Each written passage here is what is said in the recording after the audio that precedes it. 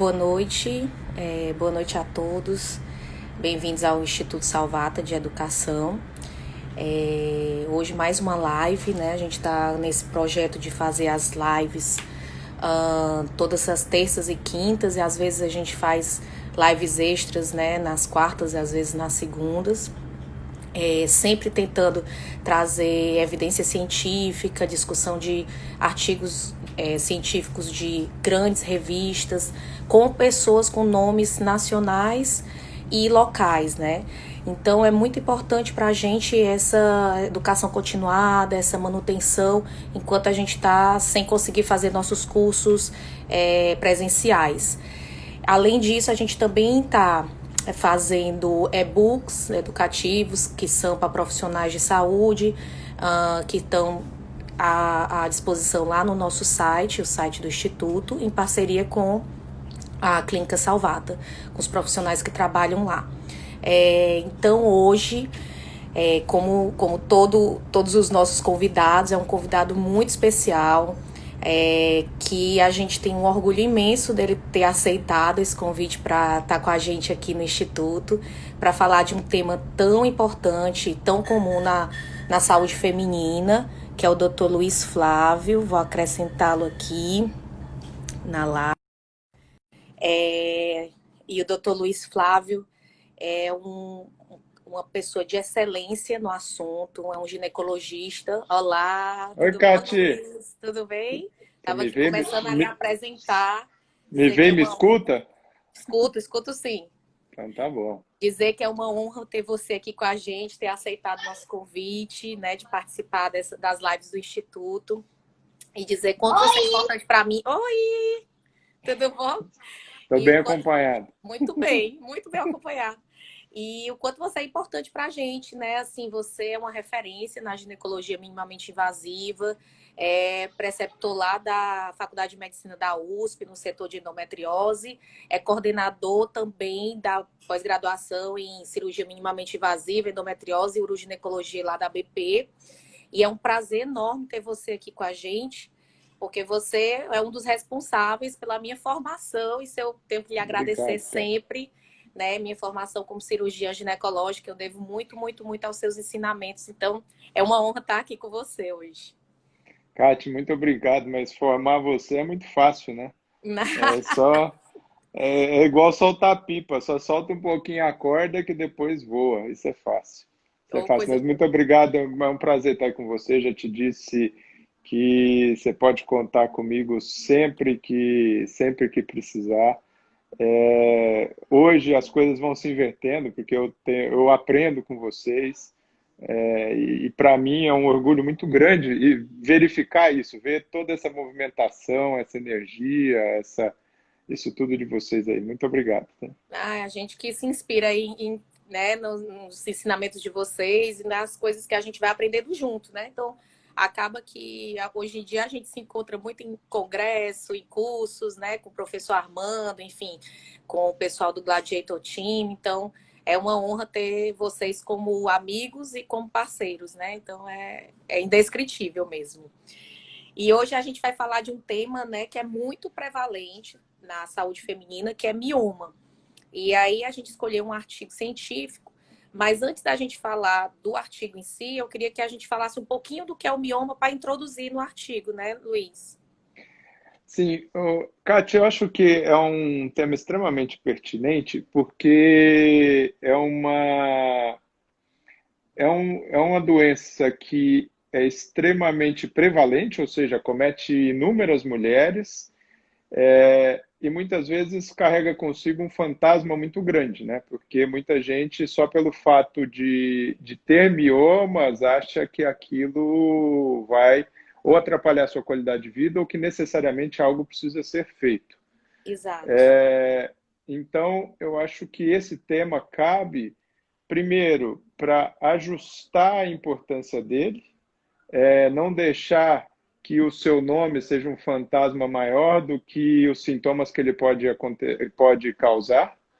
É, E outra coisa é saber as opções que se tem de tratamento, qual que é o tamanho da preocupação que ele nos causa E Exatamente. tendo essas opções, ver o que é mais indicado para cada pessoa, naquilo Exato. da individualização do tratamento.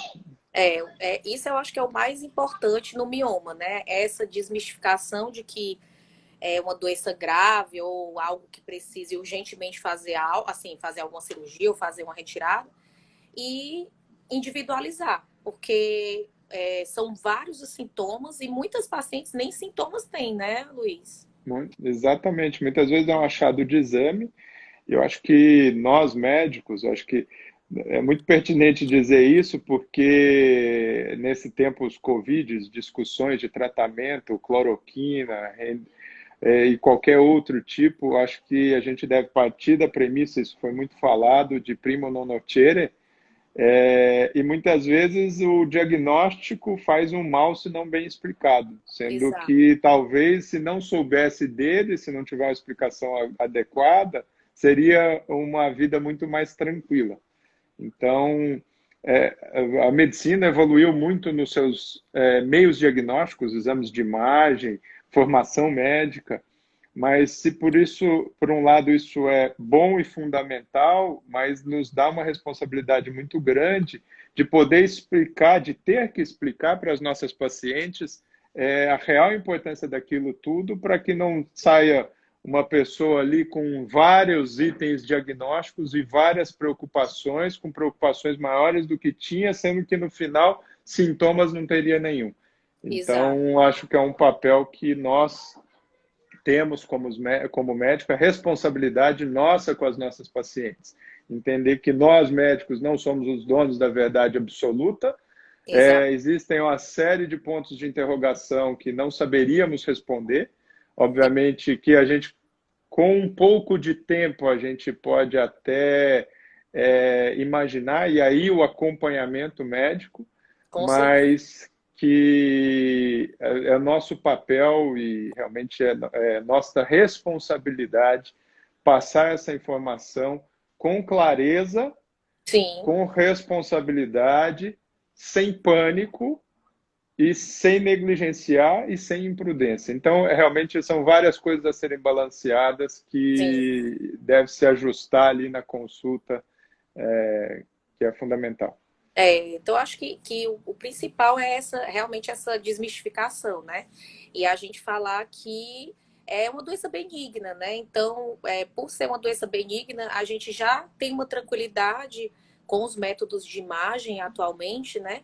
De ter afastar as doenças malignas, por exemplo, um câncer de útero, né? Ou seja, um sarcoma, e tranquilizar a paciente. Porque muitas dessas pacientes, inclusive os médicos, os profissionais de saúde, às vezes se assustam quando vê um ultrassom, um exame de imagem da paciente que tem mioma, e acaba que a paciente procura o ginecologista um pouco assustada, já pensando que tem que fazer uma esterectomia ou uma retirada do mioma, e muitas vezes não tem essa real necessidade, né? Assim, a Sem dúvida. necessidade ela vai caber quando há uma falha de tratamento clínico, quando a paciente tem sintoma ou em outras ocasiões que a gente vai falar um pouquinho também quando for falar do artigo, né? Perfeito, perfeito. É justamente isso. Eu acho que, como uma doença benigna, primeiro, a gente é uma doença benigna e também ela é não dá para se prever o comportamento. Existem uma série de perguntas, né? Tipo, se eu tomar um anticoncepcional, uma vez que sabe-se que tem resposta a um tratamento hormonal, que após a falência ovariana, na menopausa, eventualmente, geralmente isso diminui os seus sintomas, diminui até o seu volume. Então, a pergunta ao contrário é se eu tomar anticoncepcional, o mioma vai crescer, não vai crescer? E muitas vezes a gente não tem essa resposta porque no próprio mioma, a sua variação de receptores, tanto para estrogênio e progesterona, é variada de um para Exato. outro. E muitas vezes a gente precisa de um pouco do tempo. O tempo nos ensina muita coisa e nos mostra muita coisa. Ou seja, se a característica dele no exame de imagem é de realmente mioma, ou seja, uma coisa benigna, uma doença benigna, um pouco de tempo no acompanhamento a gente vai entender se ele cresce, se ele não cresce, se ele se mantém. Reduzir normalmente não é o mais comum, a não ser Exato. com alguns tratamentos específicos mais transitórios, E ali, esta também informação, esse tempo que nós ganhamos, também é um fator decisório no tipo de tratamento a se propor para as pacientes em questão.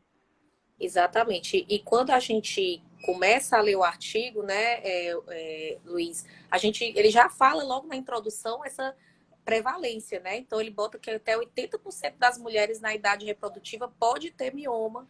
E isso nos Estados Unidos, por exemplo, é uma das principais causas de esterectomia, né, da retirada do útero em mulheres. Então a gente vê o quanto ele é prevalente, né? O quanto tem uma prevalência importante na população feminina. Né?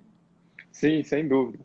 Sem dúvida. E por ser prevalente, e o artigo nos coloca uma prevalência de 80%, eu acho, não sei se chega a isso na prática clínica, não sei se eu diria que é isso, mas surpresa deveria ficar a mulher que não, em algum momento da sua vida não é diagnosticada com mioma, ou seja, o mais comum é ter. Se o mais comum é ter, eventualmente tem que ficar tranquila que, na maioria das vezes, é só um acompanhamento que é necessário, sem mudar nem a rotina ginecológica. Exatamente. E aí, quando a gente vai assim para o diagnóstico, né, para simplificar, a gente tem meio que três grandes subtipos, né, de mioma. O mioma submucoso, que ele é mais dentro do útero, próximo ali do endométrio, e aí esse mioma ele parece estar mais relacionado com sintomas como sangramento. Os miomas dentro da camada muscular, que são os intramurais, e os miomas subserosos, que estão mais para fora do útero e podem dar sintomas de compressão, dependendo do tamanho. E aí vem a sintomatologia, né, Luiz, do mioma. Quais são as principais, assim, que a gente pode falar? Kat, essa classificação ela é muito importante, né? E para justificar, para explicar para essas pacientes, e ele tem vários graus, eu acho que é importante até citá-los para que, quando eventualmente num exame diagnóstico, num ultrassom, um direito da paciente de ver o seu laudo, ver isso escrito, não se assustar, ele varia de localização desde a cavidade endometrial, ou seja, dentro do útero, numa classificação chamada FIGO 0, até o FIGO 7, que seria completamente fora do útero. Exato. E vai tendo intersecções entre elas, né? O 1 seria um pouco dentro, um pouco dentro da cavidade, um pouco dentro do miométrio, da parede muscular uterina. Isso. O 2 é mais dentro do miométrio, mas ainda tendo um pouquinho na cavidade endometrial. E o 3 completamente aí dentro dessa cavidade do miométrio, do músculo.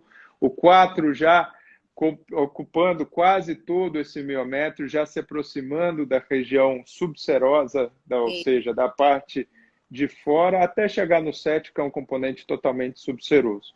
Pensando assim, aqueles que estão mais dentro da cavidade endometrial são os que normalmente causam mais sintomas principalmente na quantidade de sangramento menstrual, o fluxo menstrual, uma vez que ele altera toda essa superfície endometrial, tanto altera a superfície endometrial como a sua característica histológica. E em segundo local, talvez seria o mioma intramural, que ocupa a parede do útero, que também pode causar sangramentos aumentados. Obviamente que isso vai depender da sua proporção mioma-volume uterino. E nestas situações, em alguns casos mais difíceis de dizer que seria o grande responsável, também pode causar dor, dismenorreia, cólica menstrual. E, obviamente, aqueles miomas gigantescos podem causar sintomas compressivos, se anterior dificuldade ou alteração no hábito urinário, se posterior, eventualmente, alteração no hábito intestinal. Exato. Então, a sua localização é importante, seu volume é importante, e o local que talvez que o volume não tenha, mesmo miomas de pouco volume, causa grandes alterações, é nos miomas ditos submucosos, ou seja, dentro da cavidade uterina. Exato.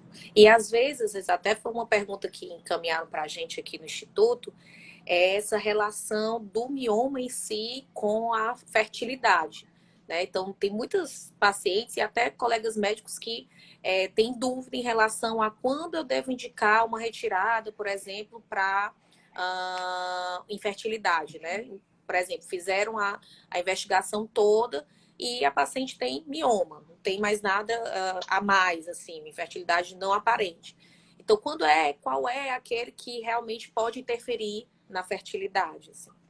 Kate, é muito pertinente essa pergunta e, coincidentemente, nesse período nosso de quarentena ou de distanciamento social, em que todas as nossas atividades foram reduzidas sobremaneira, até para entender toda essa pandemia e agora retornando aos poucos, nós temos um programa de fellowship em ginecologia minimamente invasiva no Hospital Beneficência Portuguesa, do qual sou diretor associado, junto com o professor Maurício. E junto com as nossas fellows, eu, no meu dia cirúrgico, seria assim, vamos dizer assim, que são as terças-feiras, ao invés das cirurgias, a gente estava discutindo uma série de artigos que são prescritos pela AGL para todos os programas de fellowship dos Estados Unidos e os 4 que estão fora dos Estados Unidos, nos incluindo. E uma discussão recente a respeito de mioma foi justamente quando indicar miomectomia na paciente com infertilidade. Sensu lato, numa resposta geral, é muito difícil falar que o mioma é o responsável pela infertilidade. Então, você fazer uma miomectomia simplesmente pela infertilidade tem que ser bem discutido com a paciente, porque é muito difícil excluir outros fatores. Tá? Segredo, é segredo. É muito difícil excluir outros fatores. Então, vai depender de localizações, se está mais próximo à haste tubar, mas mesmo assim é complicado afirmar que a sua retirada, ou a miomectomia, será o fator que vai permitir a obtenção de uma gestação para essa paciente. Exatamente. Diferente, por exemplo, se a paciente já tem uma indicação de fertilização, né? Por exemplo, ela vai fazer uma implantação e ela tem um mioma submucoso. Sem dúvida. Modifica muito, né, a indicação. Sem dúvida. Mas o mioma submucoso, por outro lado, é raro o mioma submucoso não ter sintomas. Então, a indicação já teria sido, na maioria dos casos, por um sangramento aumentado. Né? Exato. Então, é diferente, né? Assim, quando você tem uma indicação pura e simples por infertilidade. Então, exatamente. Sempre pesar muito, né? O risco-benefício, enfim, daquele procedimento. E aí, entrando agora no artigo, né, Luiz, depois dessa introdução, esse artigo ele é um artigo que foi publicado na Fertility Sterility, né? Que é uma revista de alto impacto e foi um estudo prospectivo, né? Então, ele acompanhou algumas pacientes. Fala um pouquinho desse impacto da revista e desse tipo de estudo, assim. A Fertility é uma das maiores das revistas de maiores referência na área de ginecologia e obstetrícia. Né? Tem o seu fator de impacto aí em torno de 5, alguma coisa, assim, ou seja, tem um fator de impacto alto.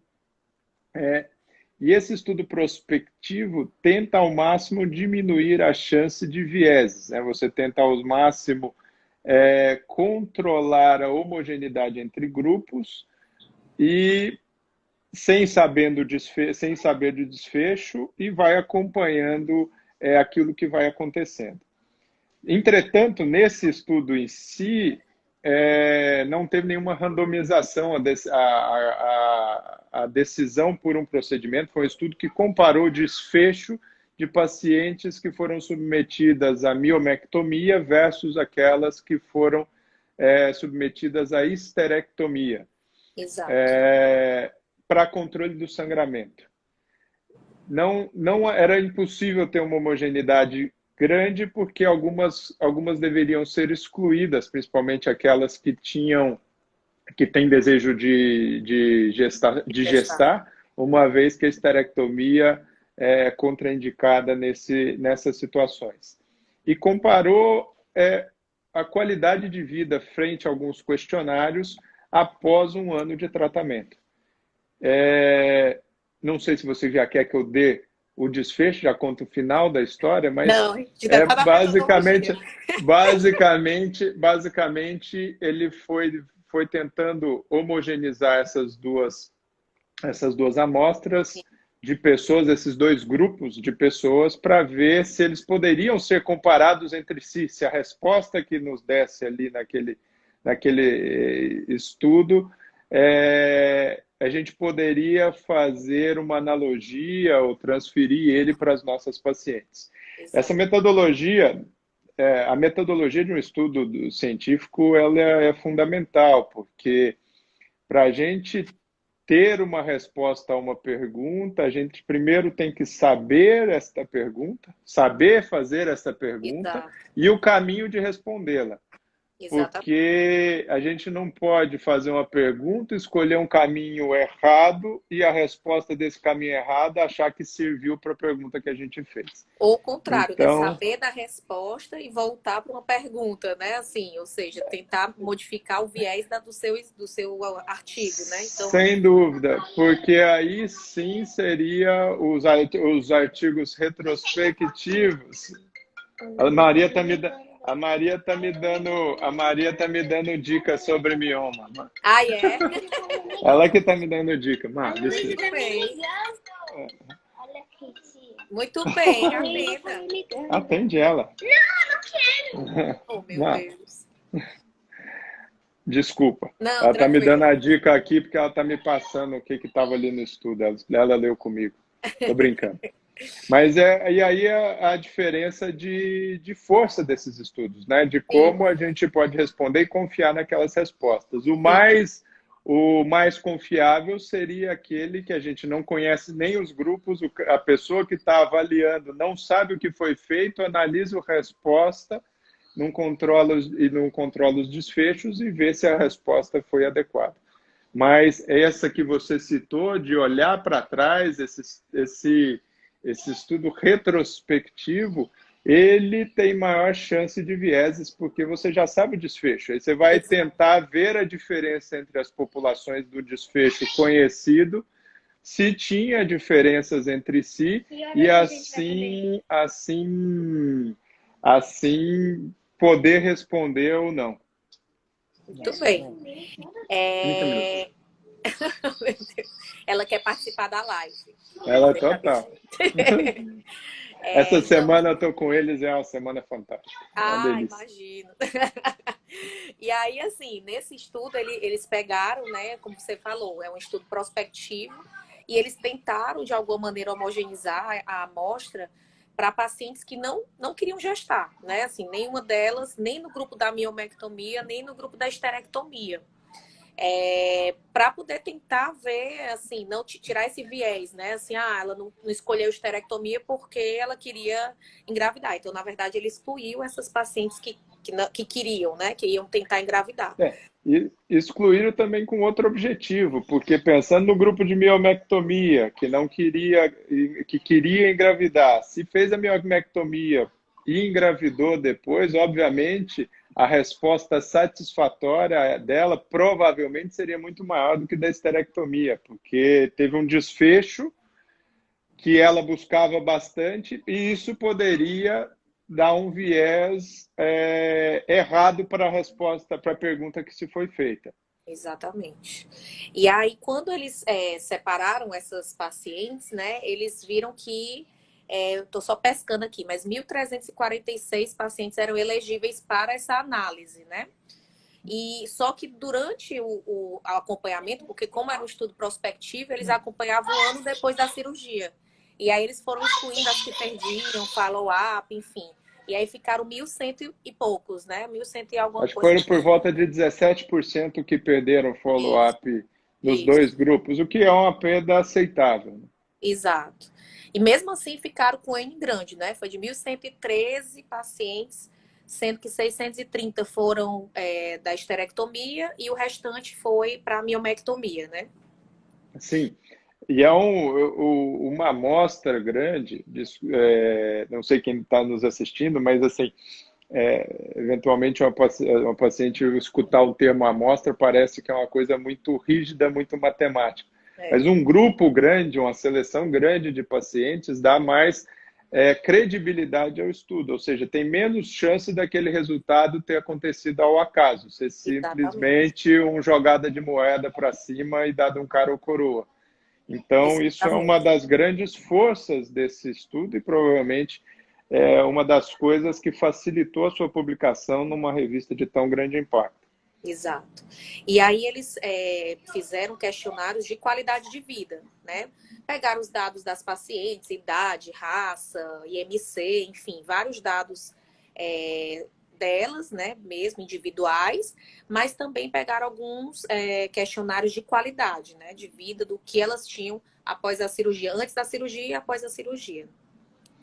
Isso mesmo. Pegaram dois questionários, um que é um europeu e outro que foi publicado, se não me engano, em 2002, eu acho que foi 2002, que é destinado a pacientes que tem mioma, né? Isso. E um desses questionários, esse segundo, já não deixa de ter um pequeno viés nesse próprio estudo, porque vários domínios, eles são vários domínios, alguns dos sintomas da doença em si e outros da repercussão dela na qualidade de vida. Da doença em si, ou seja, eles pegaram esse questionário no início, aplicaram, viram a sua pontuação, depois de um ano de tratamento, reaplicaram o mesmo questionário e compararam o resultado dos dois para ver se teve uma melhora ou não da qualidade de vida. Exato. Mas nesse questionário direcionado a miomas uterinos, tem perguntas a respeito do ciclo menstrual. Isso. E aquelas pacientes que foram submetidas a uma esterectomia, obviamente que não dariam respostas para essas perguntas específicas, porque Já tinham, não tinham mais já dúvida. tiraram o útero e dessa forma não apresentariam ciclo. Exato. E aí eles então compararam tudo, né? Tanto compararam esses dados demográficos, enfim, pessoais das pacientes, quanto esses dois questionários no pré e um ano após a realização dessas cirurgias. E aí vem para os resultados, né? Que são bem interessantes quando a gente vai analisando eles um a um, assim. Então, eles viram que as pacientes que foram submetidas à esterectomia, elas tinham maior idade, ou seja, eram mais velhas. Isso eu vou falar o que era estatisticamente diferente, ou seja, quando eles Aham. colocaram para analisar a estatística, eles viram a diferença entre eles dois, né? A Sim. raça, que a paciente que fez esterectomia era mais branca, né? Eram mais pacientes da raça branca. Elas tinham maior IMC, ou seja, elas tinham um índice de massa corpórea maior. Elas tinham tido sintomas mais velhas, ou seja, tinham iniciado sintomatologia de mioma com idade maior do que as pacientes com miomectomia. E os primeiros sintomas eram maiores, além de maior duração desses sintomas, né? Então, as pacientes com esteré pareciam ser mais sintomáticas pelo resultado, né? Também tinham mais alterações urinárias, e daí foi a noctúria que eles viram como alteração urinária de diferença, mais dor, e a esterectomia parece ter também uma alteração de mais tratamentos prévios do que a paciente que foi feita a miomectomia. Além de mais adenomiose, que é uma doença que é muito prevalente também e que se combina, entre aspas, tem muito associação com o mioma, mais anemia e, que eu achei estranho, mais uso de maconha. Então, teve essas todas alterações aí que tiveram em Nem, relação à nem esterectomia. todos os, não, nem todos os achados apresenta plausibilidade biológica, né? Exato, Uma coisa é uma resposta que não deixa de ser uma análise matemática, com certeza. né? Mas aí a gente tem que transferir uma análise exata para uma ciência não vou dizer que é biológica, mas humana. Humana. E aí vem o bom senso do médico nas indicações. O, essas diferenças, né, tem do mais sintomático, algumas delas têm lógica, porque na prática clínica diária, a esterectomia é reservada para aqueles casos e que as outras propostas terapêuticas não funcionaram. Sim. Então, A idade também. vai ser deixado para a última Para instância. a idade também, elas serem mais velhas também, é muito por isso, né? Porque você vai deixando para a última. Ela ter tido mais tratamentos também. Sem dúvida, porque assim, eu costumo dizer para minhas pacientes, no momento agudo da doença, no momento agudo do sangramento, esse sangramento muitas vezes que causa sintomas não só higiênicos no momento da menstruação, mas Anemia. também a anemia que repercute toda no seu bem-estar, na força de vontade. As mulheres hoje, que são a força motriz da nossa sociedade, muitas vezes elas querem simplificar, já tira o útero de uma vez. Aquelas que já tem, você conhece um pouco mais, já tem o seu relacionamento estável por mais tempo, você conhece o casal, tem um número de filhos que você vê que aquilo era o que ela buscava. Talvez uma dessas você pode pular etapas, mas é muito complicado, porque uma coisa é a mulher não querer ter filhos, outra coisa é a mulher não poder ter filhos. Isso Exato. que eu falo muito para elas, que assim, é uma doença, é uma cirurgia que é irreversível. Exatamente. Então, irreversível na sua consequência. Então, a meu ver, deve ser deixada assim para a última opção, tá? Exato. Nesta última opção, a idade fala mais a nosso favor. Então, aquelas pacientes que têm mais idade, que sabem que sua vida é reprodutiva, porque isso é a questão biológica da mulher, não é novidade a ninguém. Está chegando ao fim da vida reprodutiva, da reprodutiva, ainda começando a sua vida em outros sentidos, essa facilita a nossa decisão. Mas Sim. aquela paciente, 35 anos, 36 anos, que tem esse sangramento todo, uma baita profissional de sucesso, quer resolver desta forma, depois pode ter um arrependimento que não se retorna. Que não Para se... essas, muitas vezes, vale a pena uma cirurgia conservadora. Conservadora não quer dizer que seja mais fácil, Sim. né? Conservadora de um órgão, conservadora de uma estrutura. Mesmo que isso implique numa chance de uma reintervenção futura, porque para não cerceá-la da opção de engravidar ou não engravidar. Sim, sim, sem dúvida. Então, era até uma das perguntas que fizeram agora aqui durante a live, era isso, assim, era uma paciente, acho que é uma pessoa que quer se submeter a uma cirurgia, deixa eu só voltar aqui, e o médico, pronto, ela é a Jussiana, tem um mioma intramural de 54 por 46, a miomectomia é a conduta melhor. Foi o que meu médico orientou. Tenho desejo de gestar, ainda não tenho filhos. Então, depende, né, Luiz? Depende do sintoma, É, depende do que é, por que essa cirurgia, né? exatamente. Assim, seria, com certeza, comparado com a esterectomia, é a melhor conduta, mas Sim, não dá para dizer que a cirurgia seja a melhor conduta. Aí temos que individualizar, tem que entender um pouquinho da história, a localização do mioma, o sintoma que apresenta. exatamente. Aí entra o que já fez. Meu pai me dizia um negócio que era fantástico. Meu pai, compartilho com vocês, é uma das pessoas de maior bom senso que eu conheci na vida. Por E isso ele você era puxou médico. ele. Ah, imagina, eu não chego nem aos pés. Mas e ele me dizia uma coisa, ele era cardiologista e clínico geral daquela formação de há muito tempo.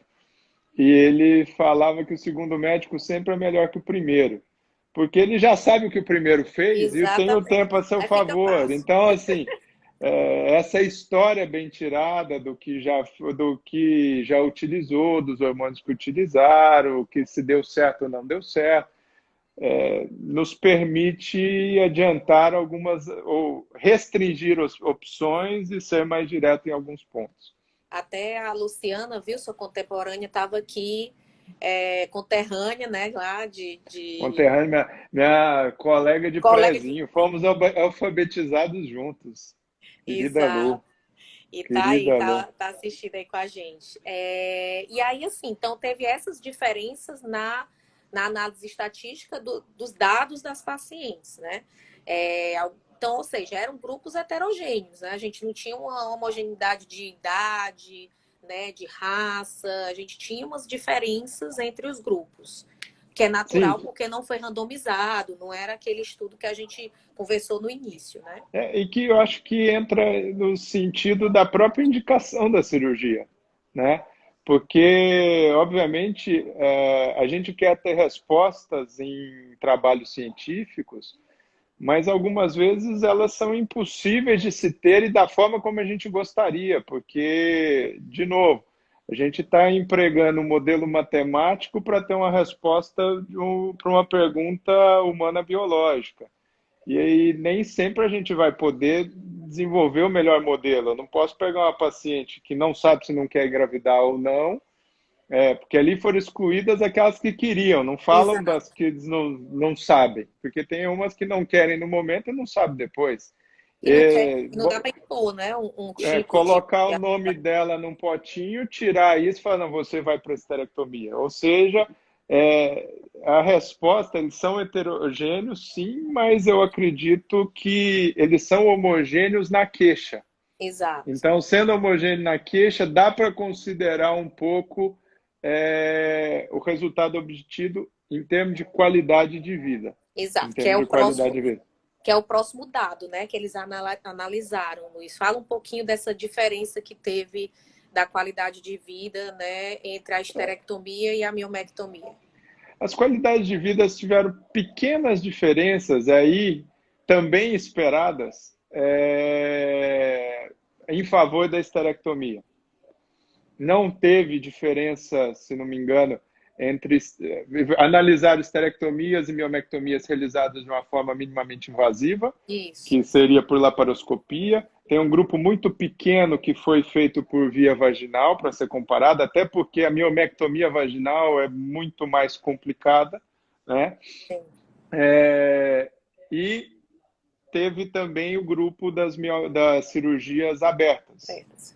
No grupo das abertas, não teve desfecho diferente entre miomectomia e esterectomia. No grupo da cirurgia minimamente invasiva, teve uma pequena vantagem para a esterectomia, Sim. em comparação com a miomectomia. Só não teve num dos quesitos que foi em relação à vida sexual, que Isso. até me surpreendeu, porque muitas vezes a esterectomia, principalmente quando você vai fazer uma esterectomia total, tem uma restrição sexual aí nos meses subsequentes à cirurgia, para que não se tenha deiscência de cúpula, e muitas vezes isso fala contra a satisfação da esterectomia, principalmente no momento inicial. Mas, do contrário, é esperado, porque a esterectomia vai ser o procedimento que com certeza vai resolver o problema dela. É definitivo. Com a esterectomia não vai ter mais sangramento, com a esterectomia após um tempo, se tem a sua anemia, ela vai se retomar aos níveis normais de hemoglobina. Então, são pequenas diferenças, mas eu acho que a grande resposta, falaria o contrário, que a miomectomia ela também provê uma grande melhora da qualidade de vida, ou seja, Exato. ela é uma excelente opção para aquelas pacientes que têm qualquer dúvida. Era E eu exatamente. digo que assim, você está em frente a uma paciente que tem esse mioma, tem a indicação cirúrgica, passou por todas as fases anteriores. E se ela fala assim, você quer engravidar? Você tem desejo de engravidar? Não vou pôr aquela que nunca teve filho, uma que tem 2 filhos. Você quer engravidar? Se ela falou, eu acho que você já não pode fazer É, esterectomia, né? exatamente. Já não tem como, Ela né? fala assim, vou pensar, não é um pensamento para ali, porque não tem volta. O pensamento desse momento, a verdade ela é absoluta, mas ela é transitória, tanto em medicina quanto nas nossas decisões de vida. Então, Exato. quanto menor decisões definitivas que não possam ser voltadas atrás, que fechem caminhos, a gente precisa tomar, melhor. Algumas vezes é aquilo, é como uma cirurgia, alguns momentos você ou vai ou racha. Você tem que ter a segurança para progredir. Sim. Mas se tem situações que podem ser conservadoras, que existe alguma pequena parcela de dúvida, numa, a miomectomia é sim uma opção Boa. extremamente possível e que deve ser oferecida. Não, e E tanto. aproveitando, Não, era, desculpa, Tati, não, fala que eu ia só dizer a história de que, na verdade, quando ele comparou qualidade de vida antes da cirurgia e após a cirurgia do mesmo procedimento, ou seja, pacientes que não fizeram miomectomia e fizeram depois, ou pacientes que não fizeram estereia e fizeram depois, né? Melhorou a qualidade de vida. Então, a sim, sem dúvida, miomectomia melhorou a qualidade de vida dessas pacientes. daquelas pacientes que foram submetidas à miomectomia. É E uma a grande, Estere também, né? Então teve uma sim, mudança da qualidade de vida, sim. E aí, só para lembrar da história da relação da função sexual, né? É, é até pertinente não ter melhorado tanto, porque quando a gente vai analisar a função sexual, isso eu falo porque meu doutorado foi muito de função sexual na endometriose. Então, quando a gente vê função sexual, a gente não consegue muito melhorar apenas com a cirurgia em si, porque tem outros problemas, né? sem Problemas dúvida, pessoais, problemas com a parceria, problemas com a vivência de uma relação sexual ruim. Então, é até esperado não melhorar, assim, porque não é só aquilo que mexe com a relação sexual, né? Mas todo um sem outro dúvida, contexto, né, de, de, sim, de aprofundamento, enfim. E existem outros, eu acho que ele até fala um pouquinho, que existem outros instrumentos que analisam melhor, né, a função sem sexual dúvida. e que não E não foram foram aplicados. aplicados. Então, não Não tem foram como a gente aplicados. dizer assim, não deu certo por isso. Não, porque não foi bem avaliado, né? Assim, Não acho foi que essa a pergunta inicial, era um desfecho exatamente. secundário que tentaram avaliar. Exato. E, e na comparação da abdominal, da diferença, assim, para que todos entendam, a laparoscopia na paramiomectomia tem algumas limitações, Sim, porque muitas vezes, se a paciente apresenta vários miomas no útero, a depender de tamanho e localização, é preferível não mexer do que mexer, principalmente na laparoscopia, que a gente perde a capacidade tátil. O que que é isso? sim, De palpar e sentir onde ele se encontra. Muitas vezes, quando são miomas grandes, que ele altera sobremaneira a superfície uterina, é fácil de encontrar. E outras, como a gente disse no início, ou seja, na cirurgia aberta a gente consegue palpar e tirar um sim, maior número de miomas. Mas, em contrapartida, quando como a gente disse no início, que é uma doença benigna, que tem uma prevalência de 80% das mulheres, não são todos os miomas presentes na mulher que precisam ser retirados. Muitas sim. vezes a cirurgia pode causar um dano no útero em termos de incisão, cicatriz, alteração até da sua anatomia maior do que o próprio mioma, ou seja, realmente a indicação ela é fundamental e a individualização é fundamental. Com certeza, acho que é a grande lição, assim, é a história da individualização, né, assim, do processo. E aí, quando ele vai analisar esses pontos, né, fortes e pontos limitantes desse artigo, é bem isso, né, a história que a gente falou, o tipo de estudo que foi mais observacional, então ele não teve como randomizar e nem podia, né, porque, enfim, cabe ao médico e à paciente a escolha do método que vai ser feito, né, então essa natureza observacional diminui um pouco a qualidade, mas não quer dizer que não tenha qualidade, né? O estudo ele também tem as suas respostas e algo a gente tirar para a nossa prática clínica, né, Luiz? Sem dúvida, sem dúvida. E eu, de novo, acho que a grande recado que fica é para aquelas que a esterectomia não seria uma opção por N motivos, poderem confiar, sim, quando há indicação, que a miomectomia pode melhorar os seus sintomas.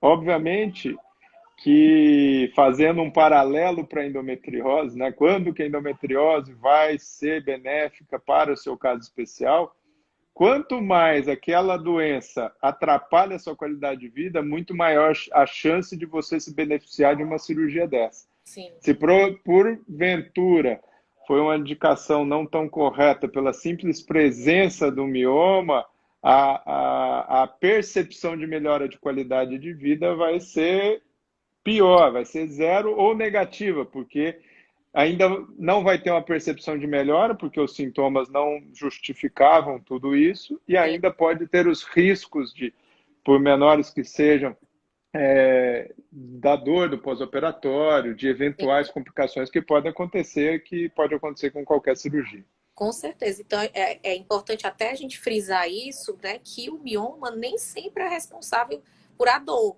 da paciente, né? Assim, eu vejo muitos casos, assim, falando agora da prática clínica, de pacientes que vão para o consultório e falam, eu tenho indicação de esterectomia ou eu tenho indicação de miomectomia porque eu tenho muita dor.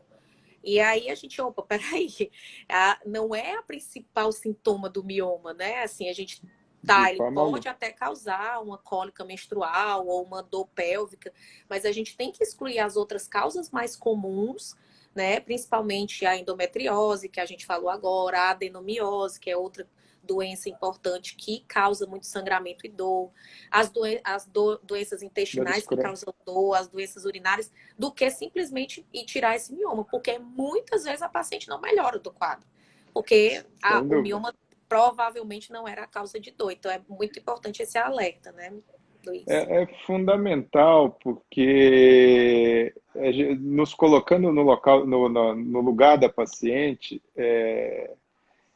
a gente tem que entender a expectativa que se cria de um procedimento cirúrgico. Ninguém gosta de ser operado. Eu costumo dizer para minhas pacientes que mesmo quem vai fazer uma cirurgia plástica, que é uma cirurgia, não vou falar que é desnecessário, obviamente, mas a pessoa procura a cirurgia na véspera da cirurgia, meia semana antes, obviamente que vai ter uma ansiedade de que seja anestesia, ou seja, tudo isso, a gente tem que entender a expectativa que ela está colocando naquilo, para poder justificar o sintoma com aquilo, para não ser um motivo de maior frustração depois. Para nós médicos, isso muitas vezes seria muito mais fácil atender um desejo da paciente. Eu não sei se se estaríamos sendo médicos nessa situação, porque é muito fácil para uma paciente que chega na minha frente e fala, eu quero tirar outra, eu falo, ok, amanhã a gente tira, é muito mais fácil do que eu tentar entender o porquê.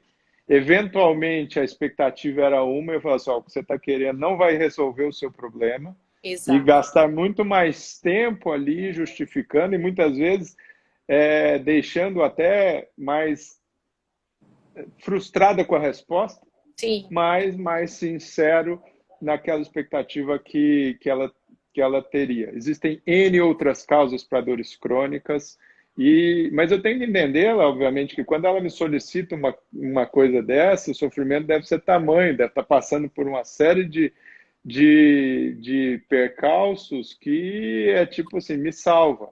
Exato, é um grito de socorro, assim. É um grito de socorro, a gente tem que entender isso, mas que possamos oferecer o salvamento, talvez salvamento seja grande demais e querer nos engrandecer demais, mas a ajuda correta. Exato. Não ajudar a piorar uma condição. Exatamente. E aí, uma das perguntas também, agora eu vou passar para as perguntas que mandaram aqui para a gente, tá, Luiz? Perfeito, como tem muito colega, né? Acho que você viu aí entrando, tem alguns pacientes, mas tem muitos colegas da área. Enfim, uma das perguntas, né, é se existe espaço para análogo do GNRH né, que foi usado e é usado em algumas pacientes com mioma, e quais seriam, né, essas indicações para o uso do análogo, e também para os medicamentos que se tem uma perspectiva de vir para o Brasil, os medicamentos que são aqueles que modulam o receptor da progesterona, né? Então, eles fizeram essas duas perguntas em relação ao tratamento clínico. O análogo, ele deve ser usado de forma transitória, obviamente, porque as repercussões a longo prazo são, são, são perigosas, principalmente na qualidade óssea. E ele deve ser usado se você tiver um intuito de reduzir o tamanho do mioma para o seu procedimento cirúrgico. Então, ele não tem uma indicação absoluta, assim, então miomas acima de 5, 6 centímetros, ou 7, 8 centímetros, você vai usar para reduzi-lo aí 50%, ou talvez 25%, para facilitar a sua técnica. Por que não tem uma indicação absoluta? Como tudo, vai depender da sua habilidade cirúrgica, da sua segurança, da sutura, que aí nós aí como seguidores do maestro Armando, sim, profetizamos aí essa questão da importância da sutura laparoscópica, da sua capacidade de dissecção, das suas opções para reduzir o sangramento intraoperatório. E aí vai ser muito variável, mas ele deve ser usado, então, naquelas situações onde você acha que a redução vai te facilitar no procedimento cirúrgico. Confesso que tem... Ou então para reduzir a anemia, né? Por exemplo, a paciente está muito anêmica, né? O sangramento uterino anormal é importante, e aí você quer preparar ela ali para o procedimento cirúrgico. Talvez caiba também o uso do análogo. Pode caber, Kátia, dependendo se ela pode esperar, né? Dependendo disso.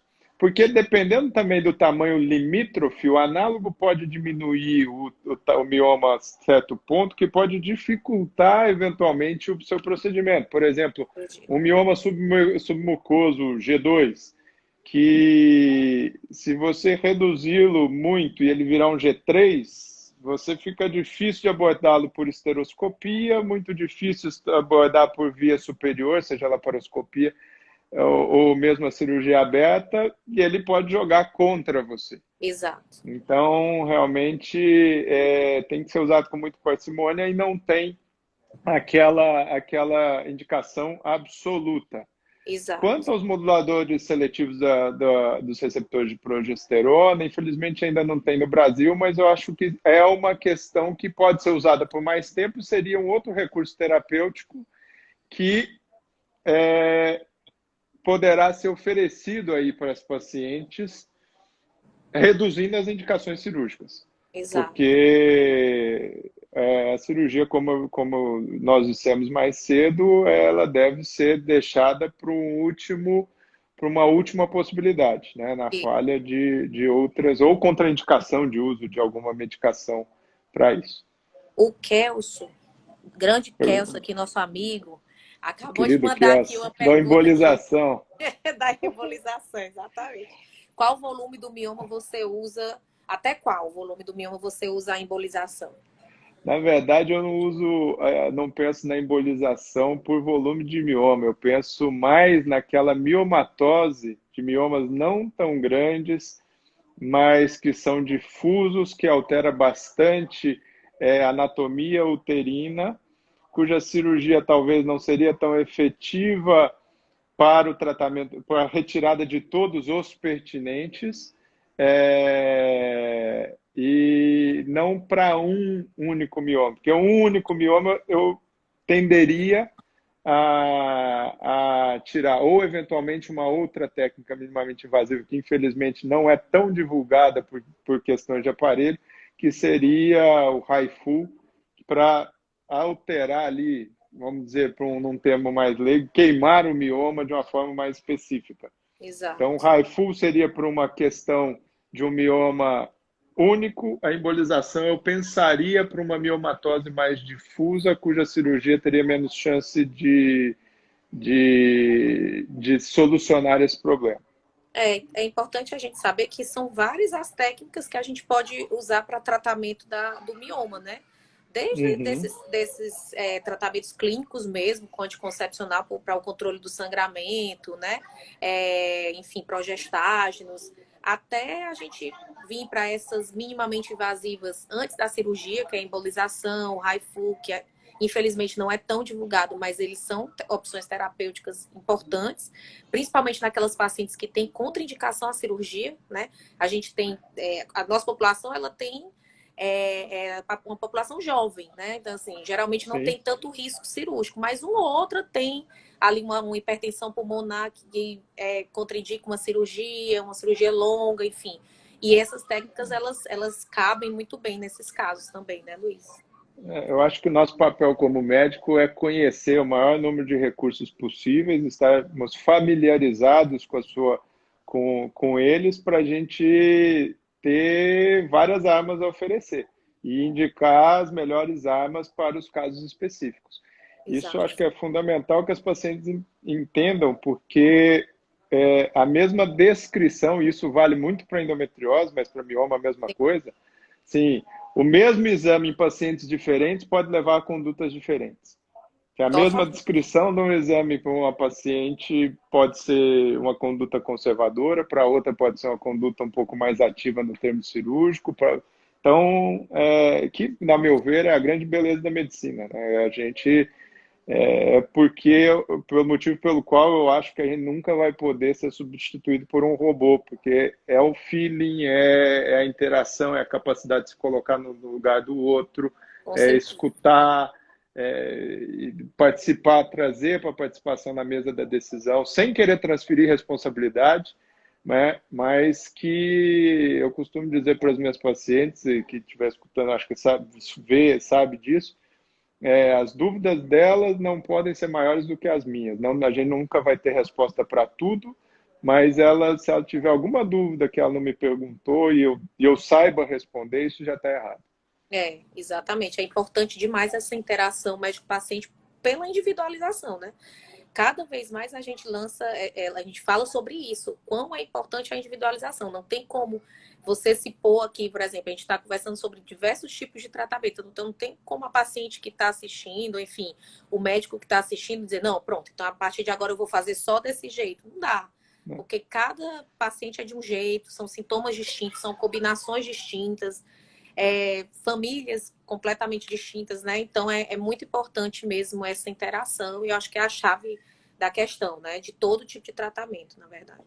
Eu acho que a importância de uma paciente conhecer ou escutar esses nomes é para ela questionar o médico, né? Exato, Questionar, se isso, escutei falar disso, isso serve para mim? Pode ser que sim, pode ser que não. exato. Então, isso ajuda no esclarecimento. E eu costumo dizer uma outra coisa, assim, a paciente que está bem orientada no seu pré-operatório, se assim foi, a gente está dizendo pré-operatório porque o artigo em questão foi um artigo de técnicas cirúrgicas, né, de um procedimento cirúrgico. Quanto mais bem orientado, quanto melhor orientada ela estiver no seu pré-operatório, diminui o número de surpresas possíveis, porque a É, gente não pode garantir o resultado, mas diminui-se o número de surpresas possíveis, a recuperação é muito melhor. com certeza. Porque foi assim, opa, isso aconteceu, mas já tinha Mas a sido gente já explicado. sabia. Tudo é muito mais fácil. Com certeza. Luiz, então a gente está terminando. Tem um minuto para te agradecer aqui a live. Mas eu agradeço Dizer que você. foi maravilhosa, assim, eu acho que bem esclarecedora, deu para a gente tanto discutir o artigo em si, como também o mioma, enfim, uma doença que é tão importante, não só para a ginecologista, mas para vários outros profissionais de saúde que se deparam com pacientes assim, né? E para as pacientes também. Então, só queria agradecer demais e dizer o quanto eu sou grata pela minha formação por Imagina. você. Você é a que realmente pegou ali na minha mão quando eu estava no Sírio e me ensinou muito da técnica do que eu utilizo hoje e do que eu difundo aqui em Fortaleza. Então, eu só tenho a agradecer você, professor Armando, e todos que me deram esse apoio. Muito, muito obrigada por estar aqui com a gente. Obrigado, Cati. E parabéns, porque assim, é o que eu disse no começo, te orientar nesse sentido é muito fácil. Muito, muito, muito fácil. A turma aí de Fortaleza, vocês têm um material humano fantástico. Sei que os pacientes daí do Ceará estão extremamente em excelentes mãos, porque o grupo de vocês aí do Instituto Salvata é fora de série, é uma concentração por metro quadrado de gente boa, assim, que é difícil de encontrar em outros lugares. Obrigada, viu, Luiz? Obrigada mesmo. A Sara agradecendo todo mundo que participou.